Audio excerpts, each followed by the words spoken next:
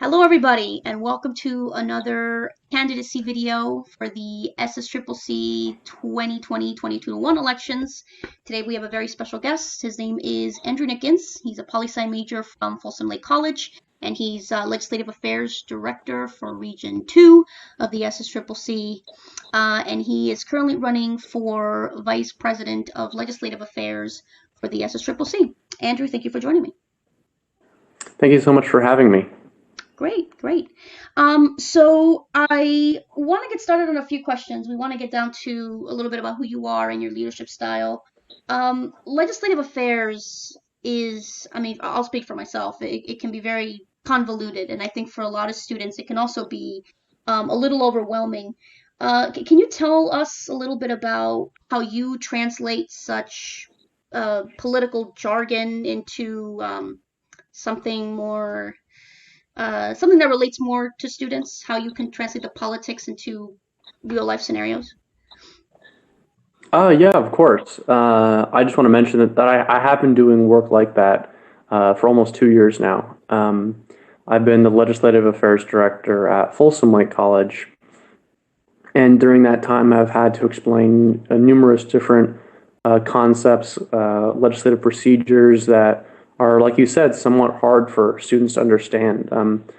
The primary way I go about doing that is making analogies to help students understand, and also connecting it to the realities that they face. For example, there are many financial aid pieces of legislation or other types of policies that attempt to address an issue a student has. So if you can connect a policy decision or a policy, which one's better than the other, you can connect that back to students, what they're facing, what their challenges are.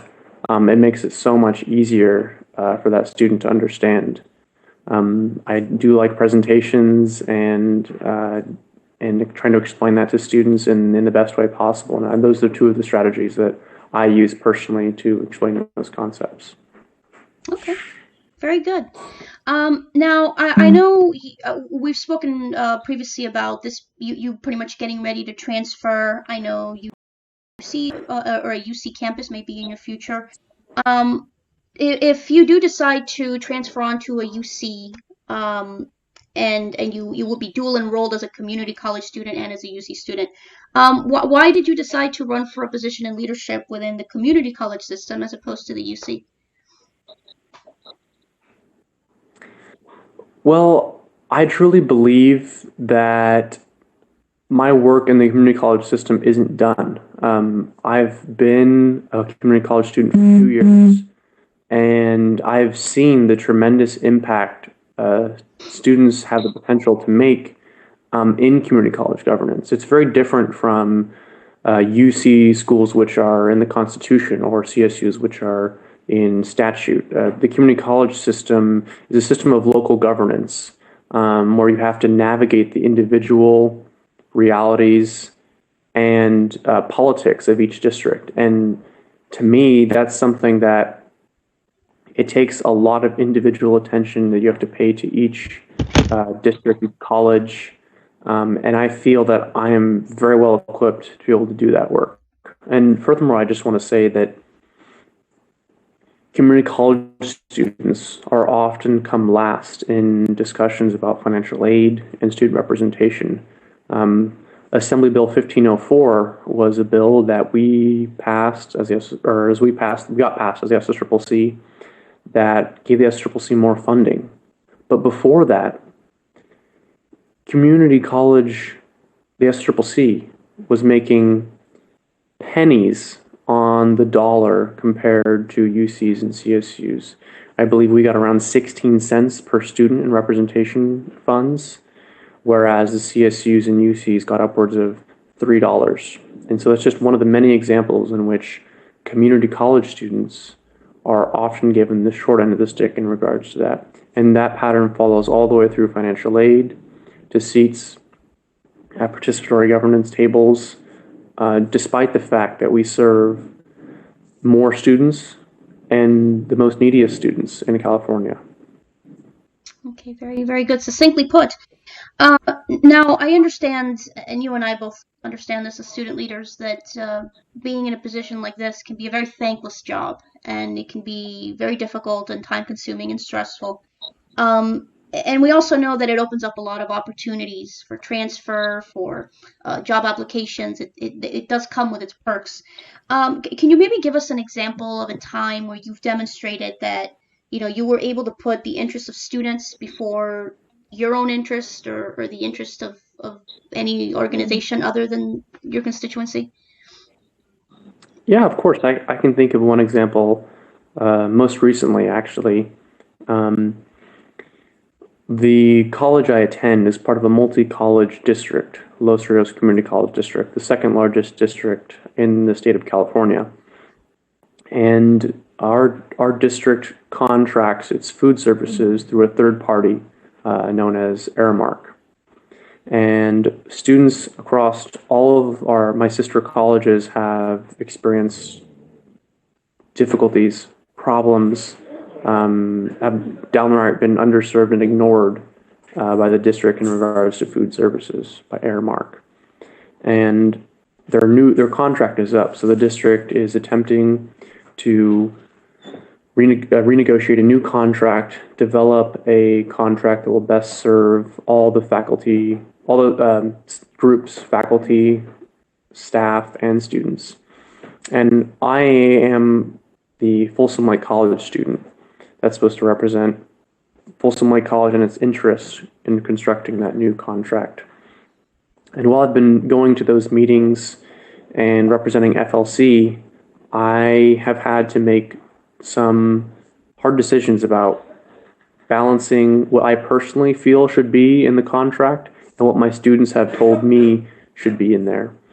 For instance, one of the many priorities that was raised at Folsom Lake College was sustainability, and that's something that, while laudable in that goal, ultimately, if we want the contractor to, say, provide compliance with EBT cards, CalFresh, we want the food to be affordable for our students.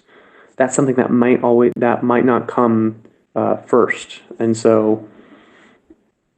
But nevertheless, I listen to I listen to the priorities that they have, and always put those at the very top. And that's something that I live by as a servant leader, is that I am not serving my own interests, my own priorities, but serving that of others. So, thank you. Great. In this position of VPLA, and really in any SSCCC position, it's very difficult to make sure you get all voices. And I understand you're in Region 2, which is pretty north up in the state of California. What is going to be your strategy to ensure that you reach out to as many regions throughout the state? I know it's pretty big, but what's your strategy to make sure you get input from Region 10, Region 3, Region 5, and so on? That's a great question, because really, when it comes down to it, we serve the delegates, and the delegates are spread north, they're spread south, they're spread everywhere in between, and we need to involve as many of those voices as possible in the process. But to that answer, I would say the SSCCC already provides it. We have to rely on our organizational structure, our reporting structure. So myself, as the eventual Vice President of Legislative Affairs, would rely on my legislative affairs directors to communicate the legislative activities of SSCCC, legislative activities that are happening in the California legislature, disseminating that information, but also trying to attempt to gain feedback from their delegates at their own legislative affairs committees. I feel like that's the best way to involve delegates, their voices, and the voices of, obviously, their colleges that they represent in that process. Because we have a structure, we just need to be using it. And I feel like that would be the best way to do that. But beyond that, it's also within our structure and outside of our structure. Our Vice President of Communications and I should be working in tandem to disseminate information related to legislative activities, not only about what we're doing, but also feedback about what we're doing and further guidance.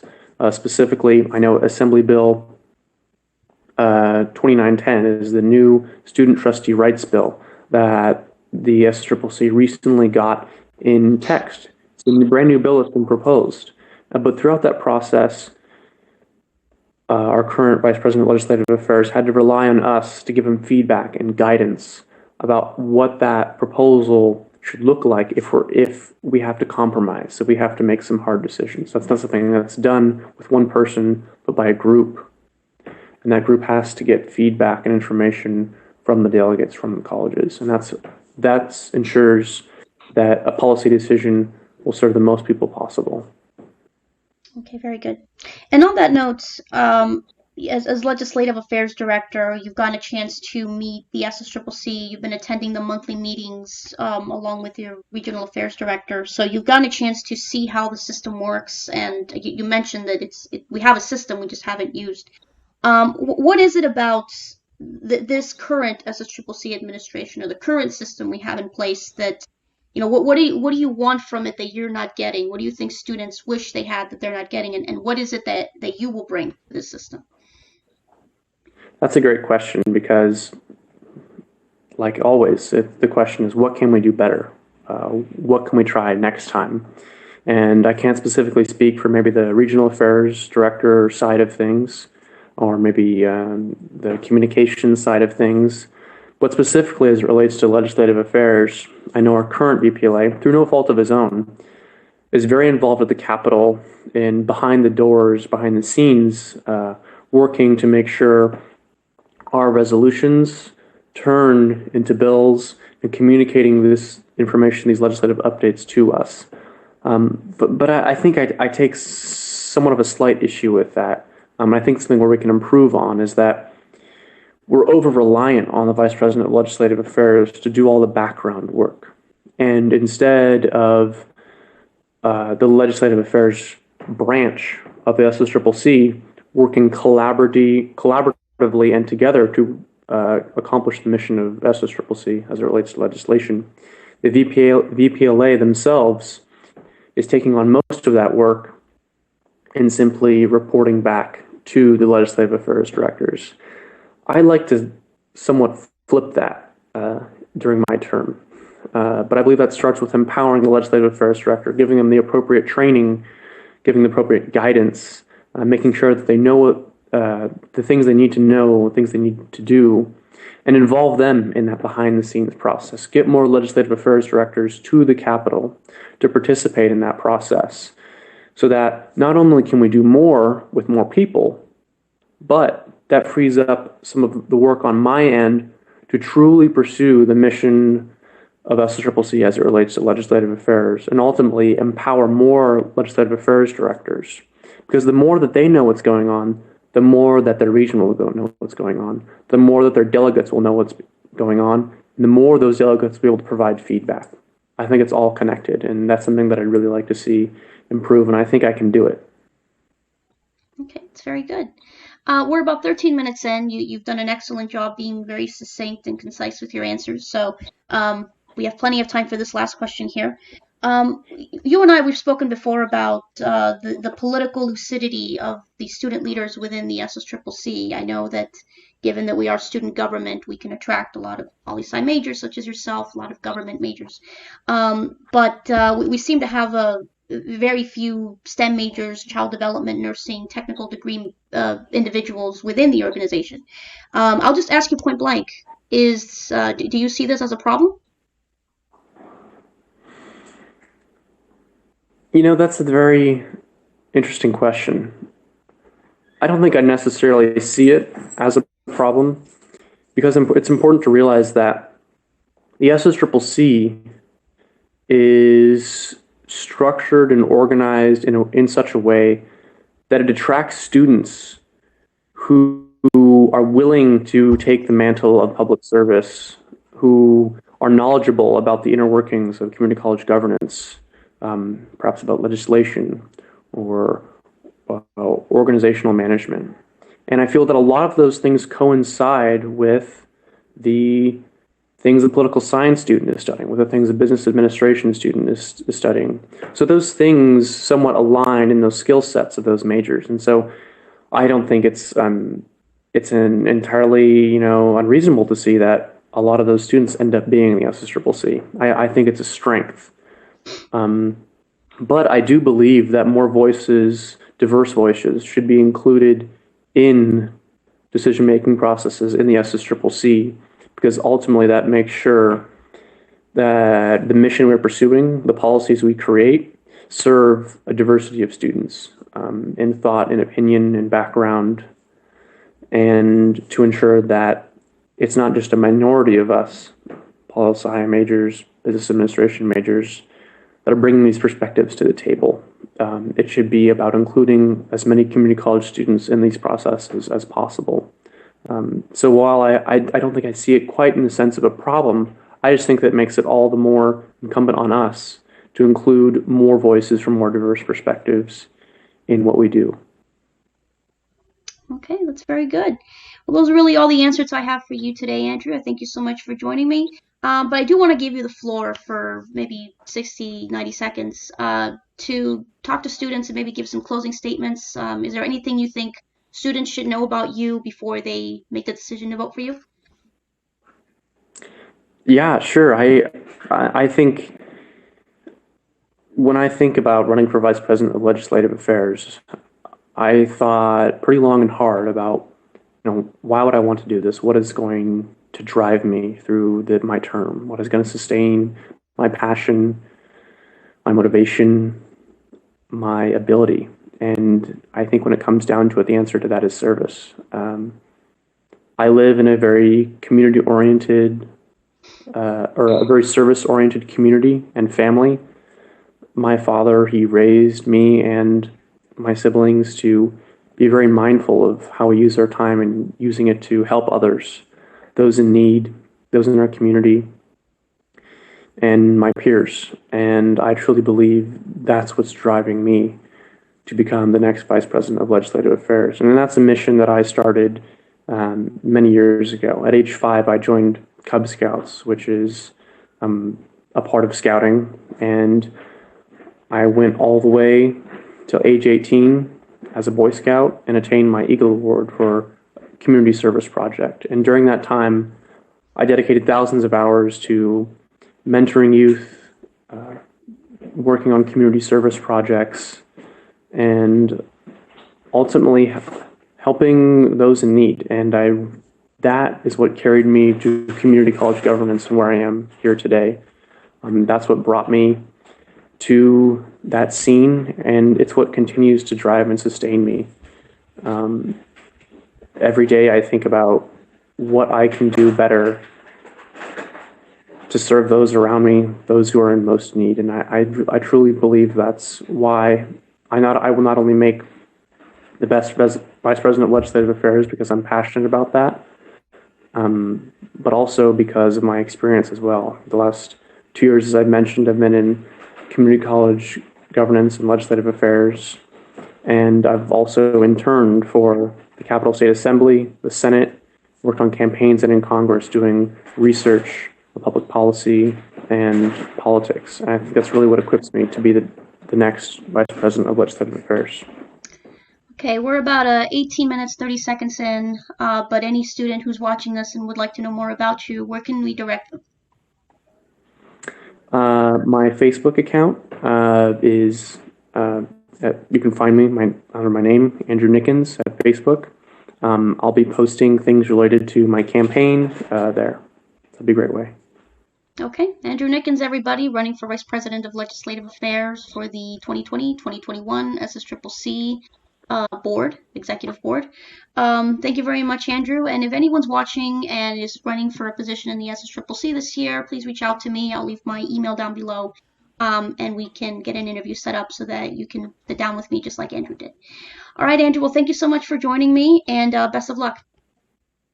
Thank you so much for having me. I appreciate it. All right, bye-bye, everyone.